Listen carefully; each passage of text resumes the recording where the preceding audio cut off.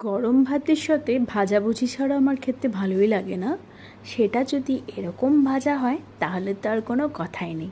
চলো দেখে নিই রেসিপিটা আমি কীভাবে বানিয়েছিলাম। তার জন্য আমি প্রথমেই কিছু কুমড়ো পাতা ভালো মতো ধুয়ে কেটে এবং একটু গরম জলে ভাপ দিয়ে নিয়েছি। তারপরে অল্প পরিমাণে ডাল ভিজিয়ে সেটাও ভালো মতো বেটে নিয়েছি।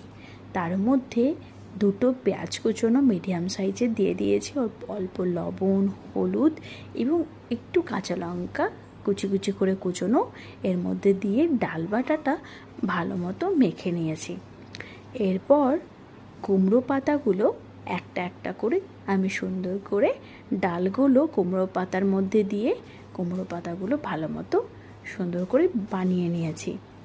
এরপর কুমড়ো পাতাগুলো বানিয়ে নিয়ে একটা প্যান গরম করে ওর মধ্যে অল্প সর্ষের তেল দিয়ে ওই প্যানের মধ্যে এই বানিয়ে রাখা কুমড়ো পাতাগুলো একটা একটা করে দিয়ে দিয়েছি।